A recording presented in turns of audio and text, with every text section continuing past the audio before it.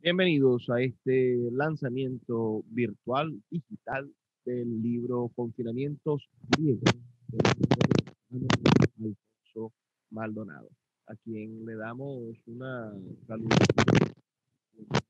y le agradecemos su, su receptividad, el tiempo que nos está dedicando en este momento para hablar sobre su libro. Es de verdad un placer conectarnos con todos ustedes y agradecemos muchísimo que estén allí con nosotros en este tipo de eventos que hacemos, ¿no? La búsqueda de la construcción de una nueva literatura nacional, de esa literatura nacional que hay que fundar para definir mejor lo que somos como sociedad, poder reencontrarnos en esta nueva Venezuela, la Venezuela del siglo XXI, a la cual hemos sido cosas del siglo XX. Cuéntanos un poco, hay dos o tres cosas curiosas sobre, sobre ti, sobre tu personalidad y sobre este libro. Lo primero es que en nuestra literatura no es muy común conseguir sacerdotes que escriban, que escriban literatura. Pienso en, en pocos casos y porque regularmente nuestros sacerdotes son más de, de la lucha social. Lo siento de esa manera, son más entregados a la construcción del trabajo cristiano en su parroquia, etcétera, y sentimos que están dedicados, bueno, a la parte educativa. Fe y Alegría es un ejemplo maravilloso de cómo los sacerdotes jesuitas se han dedicado a construir colegios y muchos otros órdenes, pero, pero no hay, que yo sepa, un cultivo exhaustivo o muchos ejemplos de sacerdotes y escritores. Háblanos un poco de esas búsquedas tuyas. Bueno, aparte de tener la inquietud desde que era niño, un poquito por escribir, sin saber bien cómo, escribir me refiero desde la parte de ficción, la parte de escribir de manera reflexiva. Yo creo que esa ha sido un poco más común, inclusive pues a lo largo de la formación uno tiene que estar escribiendo, pero sobre cosas de filosofía o de teología. Yo creo que hubo un momento bastante interesante, no recuerdo exactamente el año, debe ser como hace unos 15 años o más, en el que yo me daba cuenta que no podía acceder a un posgrado, cosa que no fue así, pero bueno, era lo que pensaba en ese momento, y que por lo tanto la escritura, o sea, ligada a la parte de reflexión, pues esa como que no iba a avanzar.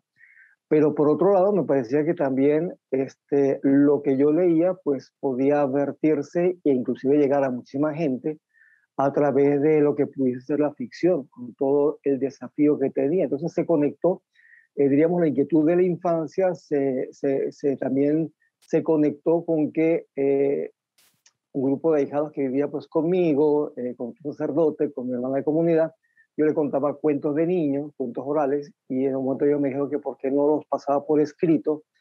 Entonces creo que se juntaron pues varios asuntos. También debo un poquito quizás confesar, aunque no sé cuánto peso pudo tener lo del código de Da Vinci, porque pues yo veía que había una trama y detrás de la trama había todo un manejo de símbolos y de cuestiones pues bien particulares con las cuales pues no coincidía porque me parecía que no estaban bien fundamentadas, a diferencia de Ángeles y Demonios, que fue la película, no leí el libro, en cambio, primero sí leí el libro.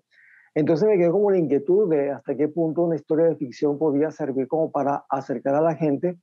E inclusive en algún momento me lo imaginé al contexto del tiempo de Jesús, porque me parecía que de repente la gente no caía en cuenta, no se lo imaginaba y podía servir algún tipo de historia de ficción como para acercar a la gente. Digamos que eso fue la inquietud en términos generales. Y bueno, luego más adelante se dio la posibilidad del taller con el licenciado Álvaro Di Marco.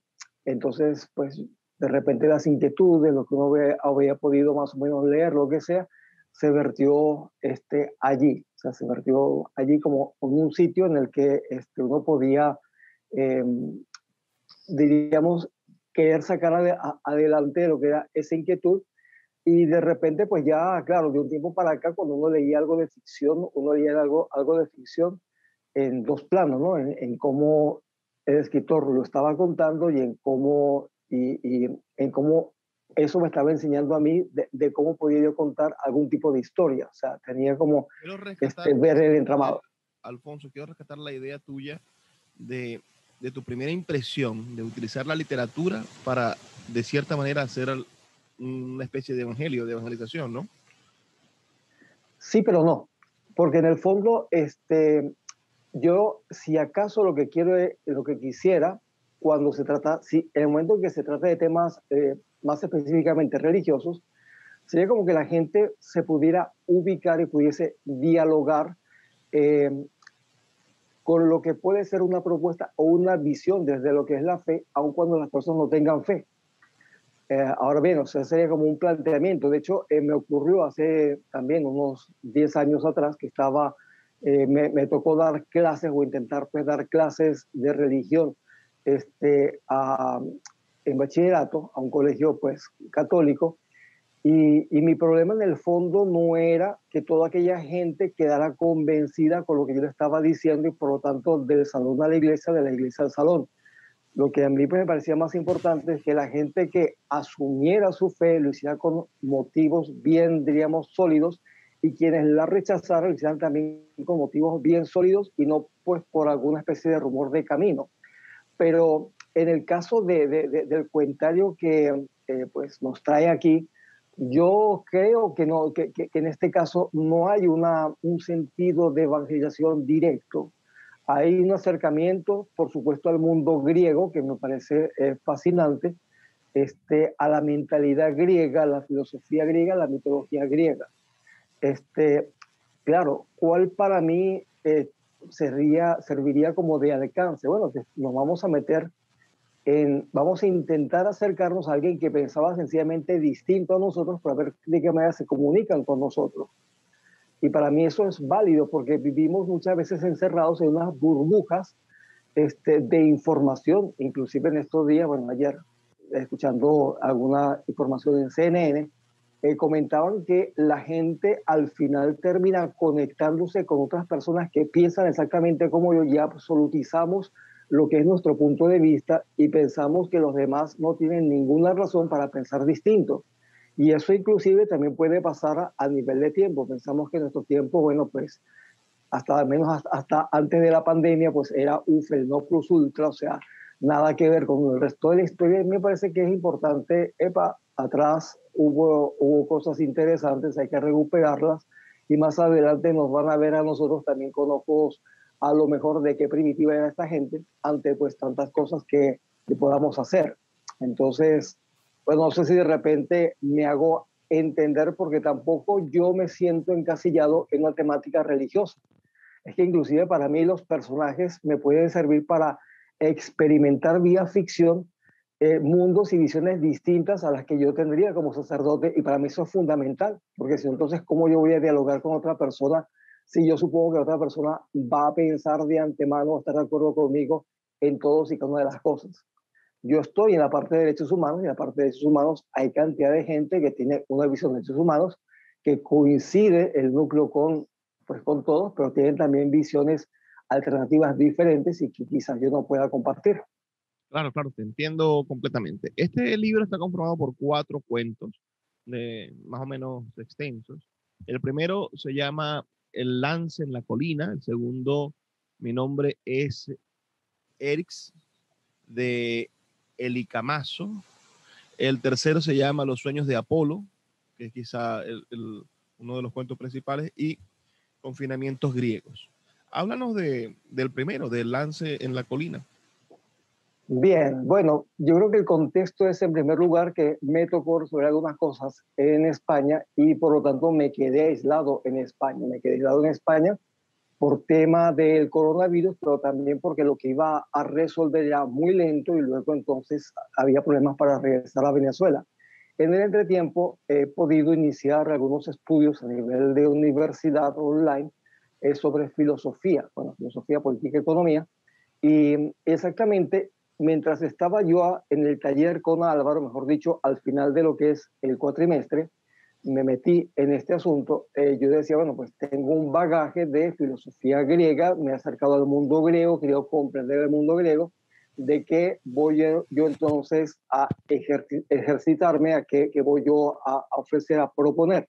Bueno, pues tomaba del mundo griego, que de paso pues me pareció que era fabuloso, y una de las primeras cosas tienen que ver con el banquete de Platón, que, que es un relato, o sea, que al final pues termina siendo un relato, un encuentro, más que un banquete, es como el posbanquete, en el que se reúnen pues varios amigos, varios personajes de aquel tiempo, personajes reales, más allá de cuánto, qué tan verosímil sea, porque pues digamos que hay una cosa curiosa, ¿no? Que Platón tenía inquietudes de dramaturgia y por lo tanto a la hora de contar y transmitir la filosofía de Sócrates o su filosofía a través de Sócrates, lo hace de una manera pues muy amena.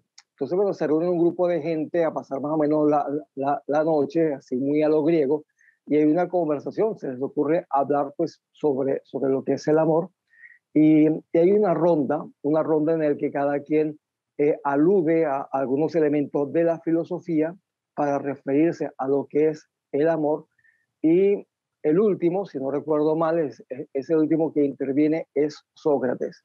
Y yo termino asumiendo lo que él dice en lo que es el cuento. El diálogo del banquete se extiende un poquito más, pero sin embargo yo creo que en sí la temática se concluye con lo que dice Platón y con lo que dice Sócrates.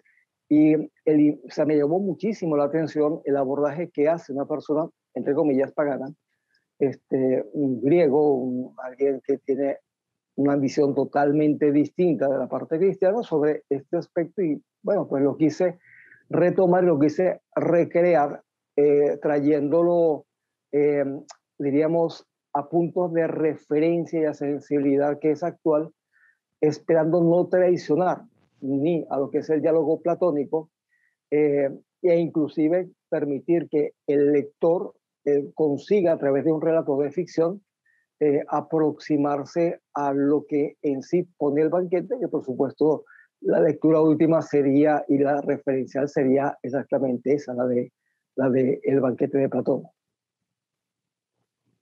Mira, muy, muy interesante. El siguiente texto, ah, o sea, perdona, que me detenga aquí. Tenemos al banquete de Platón como puerta de entrada para este libro. Y de allí pasamos a un texto ateniense, que es, mi nombre es Erix de Elicamaso. Cuéntanos un poco ah, por qué asumirnos después de haber visto una obra platónica que es posterior, vamos un poquito más atrás y nos metemos a la muerte de Sócrates. Cuéntame eso. Bueno, realmente no vamos ni tan atrás, ni tampoco es tan diferente. Porque sí, efectivamente, trata sobre la muerte de Sócrates, pero la muerte de Sócrates la cuenta Platón, la cuenta también Jenofonte.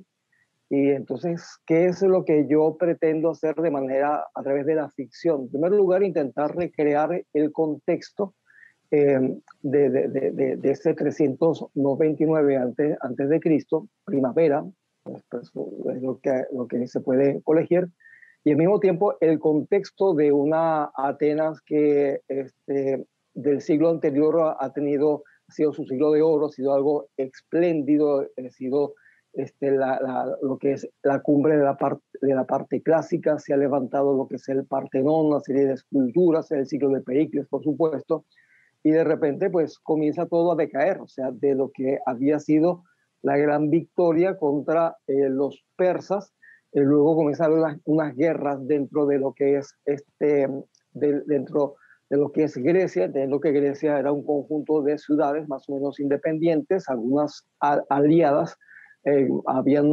unas ligas entre el Peloponeso, estaba entonces la liga de en la cual estaba Atenas a la cabeza, y al final entonces Atenas también tiene unas pretensiones de ser un pequeño imperio, un imperio muy a lo suyo, porque los griegos eran muy comerciales, es decir, expandir. Bueno, tuvimos un pequeño desperfecto técnico de esos que suceden a menudo con la señal y con la internet, digamos, aquí en Venezuela, pero no nos dejamos achicopalar por eso. Ya tenemos de nuevo a Alfonso con nosotros. Y la pregunta es sobre este cuento que estaba comentando, este cuento que se titula Mi nombre es Erix de Elicamaso, que me dice que está documentado bueno, en los textos platónicos y en las diferentes versiones de la muerte narrada, las narraciones de la muerte de Sócrates. ¿Por qué alguien debería leer la versión de Alfonso Maldonado de esta muerte de Sócrates? Bueno, la versión quiere ser al mismo tiempo una especie de encrucijada donde llegan varios relatos. O sea, está el contexto, por supuesto, histórico, como lo estaba comentando hace un rato. Además de ese contexto histórico, luego hay un cruce de información, de datos, entre algunos de los diálogos, el diálogo de, de Fenón, creo que es el nombre del diálogo. Está el otro diálogo, uy, en este momento se me van los nombres, porque en este momento estoy en filosofía de la Edad Media. Y está, por supuesto, lo que dije antes, de Genofonte. Entonces, hay una especie de cruce, y al mismo tiempo la parte, queriendo reflejar la parte anímica, al mismo tiempo lo que es la sensibilidad o el planteamiento pues platónico de alguien que realmente la muerte de Sócrates, para cualquier persona que tenga un mínimo, una mínima perspectiva de lo que es la historia, no es cualquier muerte. Alguien la ha asociado inclusive a la muerte de Jesucristo. Ha dicho que son las dos muertes, pues en el fondo las dos condenas a muerte más absurdas de dos personas inocentes, que causaron un alto impacto.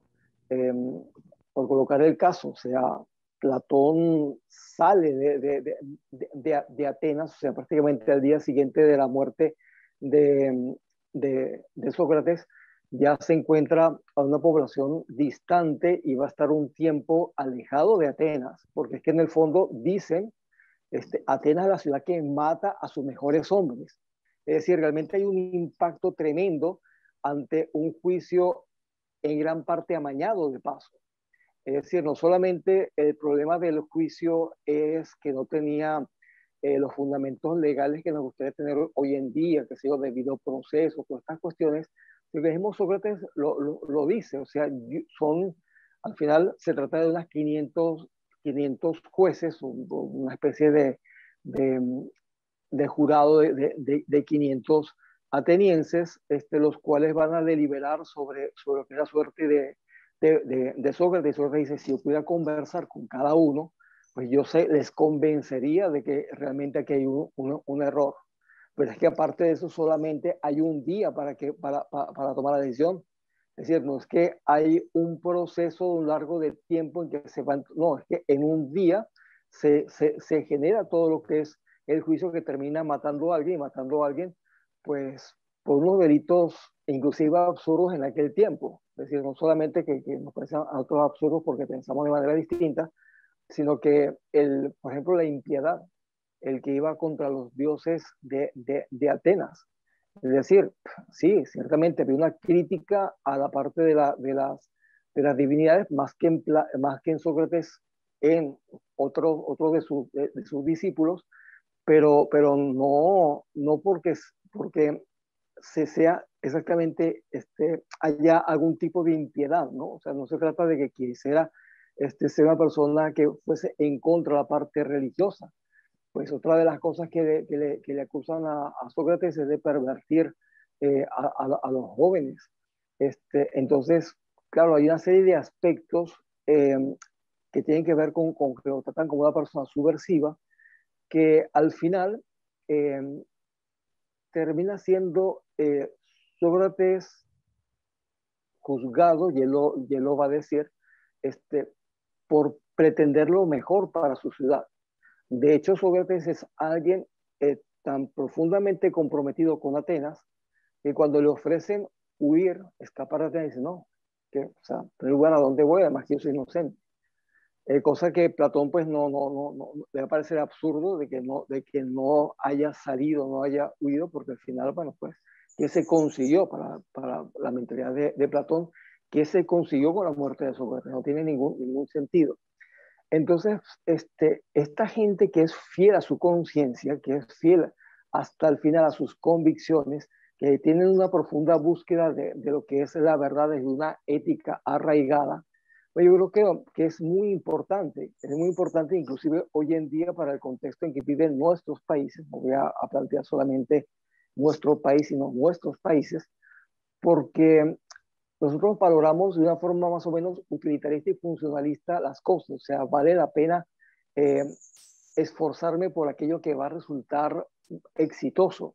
En cambio, Sócrates sencillamente se plantó en lo que era su convicción, no cedió, independientemente de que eso acarrease lo que es su muerte. No era tampoco un joven, tenía ya como unos, eh, ¿qué es? Unos 70 años, 70 o 80, por ahí va. Son, sí, 70 años. Tenía 70 años Sócrates, entonces, bueno, pues no era ningún niño. Evidentemente, también lo razona a la hora de plantearse para qué voy a ir a otro sitio si ya soy un anciano. O sea, ¿quién me va a recibir? Si no me quieren los míos, ¿cómo van a querer los que no son míos? Entonces, pero sin embargo, es muy interesante el mundo griego por esto, porque son gente que tiene un sentido, inclusive a nivel de mitos, un sentido trágico a nivel de su misma historia, pero al mismo tiempo un sentido también del heroísmo en oportunidades para pasar a la posteridad, pero muy comprometido. O sea, ellos no ceden fácilmente en lo que consideran que deben ceder, y el que ceda es una persona totalmente repulsiva para lo que es la sensibilidad de ellos. Aunque tal cosa pueda ocurrir, como Anito, que es uno de los acusadores de Sócrates, él lo van a juzgar anteriormente por una derrota ante Esparta, pues bastante humillante, en la cual pues hay una pérdida importante de flotas, si no queda la memoria, y, y bueno, y él va a conseguir salirse con la suya, o sea, va a conseguir que no lo juzguen, pues aparentemente por unos sobornos. Entonces, exactamente, esta persona no pasa a la historia por ser una persona totalmente honorable, todo lo contrario. En cambio, la marca que deja en la historia un Sócrates en lo que es su generación inmediata y el resto de generaciones, pues es bien notable. Y resulta muy interesante cómo enfrenta Sócrates la muerte con una convicción también de eternidad, una eternidad vista o valorada muy desde el punto de vista griego, no desde el fundamento de las bases que puede tener las religiones judeocristianas, y eso también llama mucho la atención. O sea, alguien que entiende que la vida pues es efímera, pero yo voy a hacer lo mejor que pueda en esta vida, y enfrenta pues con una gallardía lo que es su muerte pues bien particular. Y todo esto que tiene que ver pues con esta manera de vivir, yo creo que son siempre es posible, siempre es un desafío conseguir narrarlas o pretender narrarlas. Yo creo que sí, efectivamente vale la pena. No sé si lo hice bien, pero creo que sí, que efectivamente sí vale la pena. El siguiente texto se titula Los sueños de Apolo. Y aquí ya estamos jugando con los dioses, ¿no? Si ya nos metemos Sí, sí. a interpretar un dios. Háblanos de ese cuento. Bien, bueno, pues aquí sí apelo totalmente a lo que es la parte mitológica.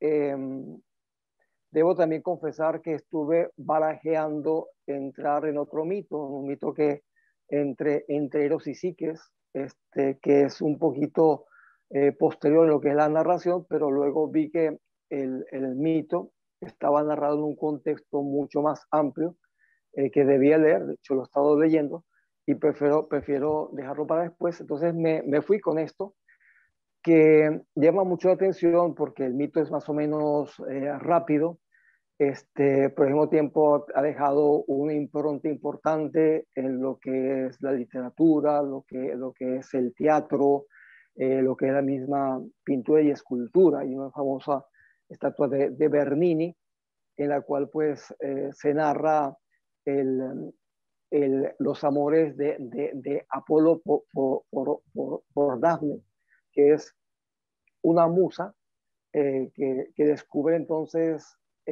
Apolo y que diríamos nosotros que se enamora totalmente. Bien, claro que el mito tiene una cosa y para mí constituye un reto, y es que si no lo cuentas bien, Apolo es un acosador. Es decir, si no lo cuentas bien, habría que preguntarse cómo es posible que con anterioridad se construyeran, se hiciesen obras de arte basados en un episodio de este tipo. De hecho, para hacer una especie de comparación, hay también un mito muy curioso, porque las musas sirven a Diana o Artemisa, que es la hermana, en la mitología es la hermana de Apolo. Eh, y resulta que está Calixto, es una musa que, que es pretendida por Zeus. Zeus es el dios de los dioses, pero que Zeus al final, como ella se resiste, porque prefería, eh, quería resistirse también por temor a Diana. Diana aparentemente en la mitología es una persona de muy mal genio, entonces se resistía ante el acoso de Zeus y Zeus termina violándolo, o sea, una cosa totalmente atroz. Y la parte como más llamativa de ese otro mito es que Diana termina castigando a Calixto por haber sido violada por Zeus, o sea, eso no entra en nuestra mentalidad. Entonces, ¿cómo intentar zafarnos de lo que es esa perspectiva? Y claro, yo me puse a repasar un poquito la mitología o vídeos de los que cuenta estos relatos, y luego también lo que es el siglo de oro español, también algún un relato muy interesante, no recuerdo ahora el nombre del dramaturgo italiano, que lo cuenta, pero lo va contando ya en clave de amor. Entonces, yo intenté hacer lo mismo, o sea, intenté en primer lugar ubicar lo que es el mito dentro de lo que es la mitología.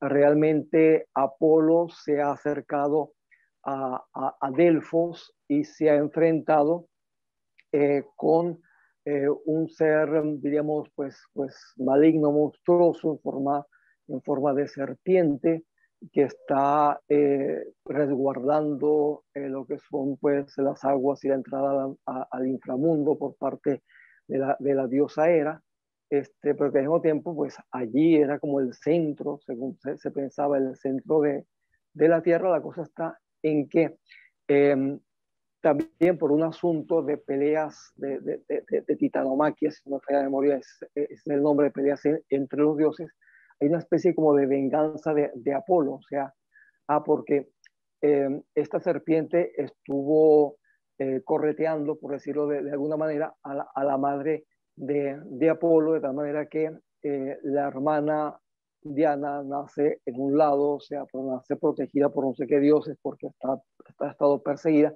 porque tiene que ver con esto, con que este, al final Apolo y Diana son fruto de una relación adúltera de Zeus, y por lo tanto creo que es Gea, el nombre, no, Hera, perdón, Hera, diríamos que quiere acabar con esa descendencia, o sea, quiere acabarla como esposa celosa y se lo encarga a este monstruo. Entonces, de manera muy curiosa, prácticamente parecía como que el día anterior había nacido Apolo no sé si era en Creta o fue, o no, en Creta no, en Delfos, bueno, una isla que se parece ahí a Delfos, que hay también un santuario, Dalos, el santuario de Dalos. Ahí entonces nace supuestamente Apolo, pero casi que al día siguiente se encuentra en Delfos, que es este santuario que queda en la península griega, y se enfrenta a lo que es este monstruo. Entonces se narra un poquito la manera cómo se acerca, cómo mata, cómo luego queda pues de una forma bastante arrogante lo que es Apolo por todo lo que ha hecho y se le acerca lo que es Cupido.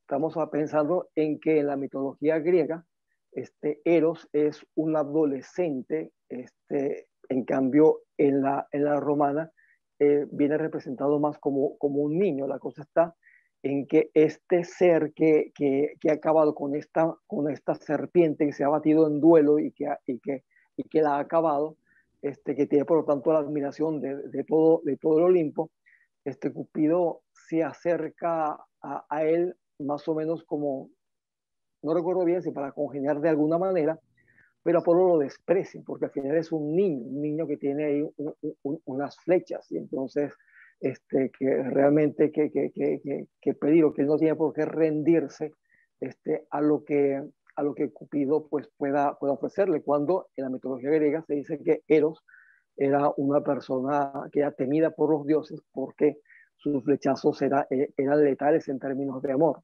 con dos tipos de flechas, la flecha digamos, normales, de punta normal, de punta creo que es de oro, que enamoran, y las de punta de plomo, que lo que hacen es que la otra persona aborrezca. Y al final estamos hablando de una venganza que hay, por la cual Apolo es alcanzado por las flechas de Cupido, pero sin embargo, esta Dafne, la musa, por la de plomo, de la manera que van más o menos en huida y en fin, o sea, hay todo un desenlace que sencillamente no quisiera contar en detalle porque creo que, aunque lo hiciera, creo que no saldría tan bonito como está escrito. O sea, por lo menos yo siento una gran satisfacción por esa narración. Creo que quedó bastante bien e inclusive pues todos, pero particularmente esta tiene el problema de que tenía algunos proyectos en la cabeza que tuve que arrojar a la papelera porque no creo que me pudiesen quedar tan bien. No sé si no, o sea, yo espero pues poder repetir narraciones así, pero quedé muy satisfecho. Además que el contexto es eh, en que a partir más o menos de lo que es la muerte de esta serpiente, esta pitón, y, y también lo que sucede con Daphne, que aparecen, o sea, con la muerte de la pitón surgen los Juegos Pitónicos, que era una especie de olimpiadas que se hacían cada cierto tiempo, o sea, cada 2, 3 años, en Delfos, pero al mismo tiempo lo del laurel, que tiene que ver con lo que es la narración que, que he propuesto, es el premio, el premio, o sea, los que vencen de alguna manera son coronados con hojas de laurel. Y claro, cuando uno ve ese contraste, ahí hay una riqueza tremenda en cuanto a la parte de mitología. Yo recuerdo en esa indagación que hice para poder comprender el mito, al menos desde varios puntos de vista, que alguien decía que Apolo era el sol y que Dafne era el laurel, y que por lo tanto el sol no podía nunca abrazarse con el laurel porque se quemaba. Bueno, sí, perfecto, esa es una lectura, pero creo que es una lectura muy parcial. Yo creo que la lectura va más a fondo, tiene que ver con que el triunfo siempre es efímero.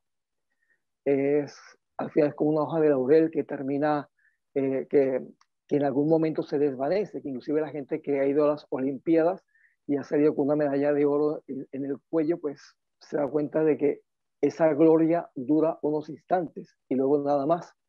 Pero por otro lado, pues también recuerda el que por obtener un laurel, la gente se sacrifica, o sea, la gente tiene vamos a llamarlo así, una pasión erótica por el deporte, en el sentido del compromiso que tienen por adquirir una serie de condiciones, niveles de competencia tremendos, y creo que todo eso se encuentra reflejado allí, se encuentra reflejado en esa cantidad de personas que hacían cantidad de renuncias, se entrenaban pues muchísimo para obtener algo que al final era como una especie de hoja de laurel que sí, efectivamente servía de corona, pero luego se desvanecía.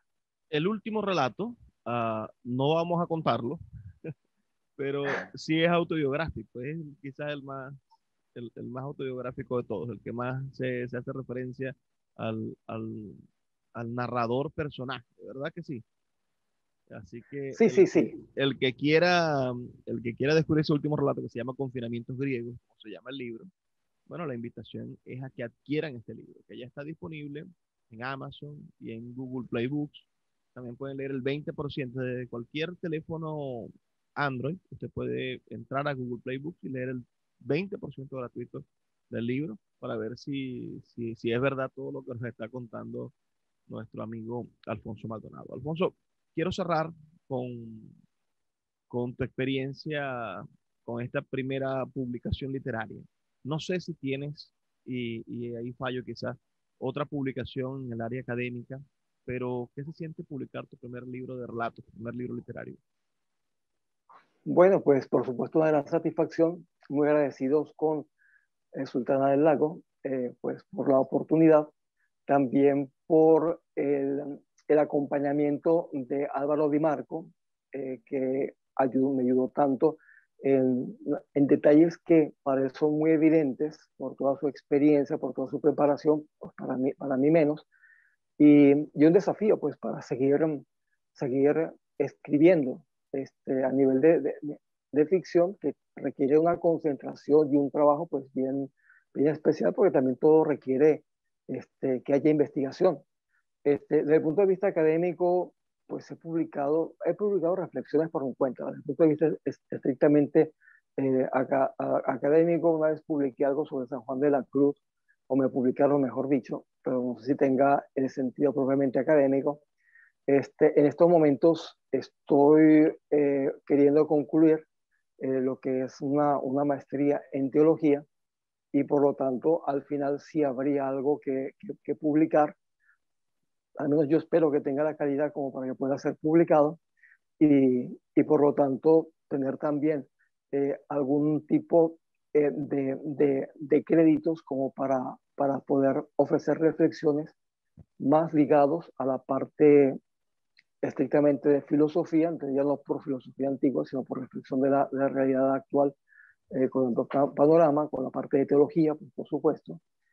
Y, y bueno, yo pues me desenvuelvo en la parte de derechos humanos y lo que yo estoy haciendo, en comillas, además de filosofías, política y economía, porque es el gran contexto donde los derechos humanos pueden ser respetados. Si no existe un fundamento, una base mínima económica, pues es complicado que pueda darse un derecho a lo que es la salud, pero también si no hay un mínimo, un marco referencial mínimo desde el punto de vista pues, político y por supuesto que jurídico, es también complicado que salgan adelante los derechos humanos. Entonces, bueno, pues yo sí espero seguir escribiendo en uno y otro aspecto porque es la manera como uno llega al gran público, al contrario que uno termina llegando a un grupo de seminaristas, a un grupo pues más cercano, importante, pero más reducido de personas. Muchas gracias, amigo Alfonso, por tu tiempo y a todos los que se conectaron y escucharon esta conversación de esta tarde-noche. Bueno, también muchísimas gracias. Esperamos que puedan adquirir este libro, leer su muestra gratuita y sobre todo que podamos revivir cada uno de esos momentos, algunos de la historia, otros de la mitología, pero gracias a la pluma de Alfonso, que hoy son más vívidos que nunca con un lenguaje más fresco y accesible y que nos hacen entender que la imaginación colectiva o histórica del hombre jamás consigue fin, siempre tiene posibilidades de recrearse infinitamente. Gracias por todo. Gracias a ustedes. Saludos.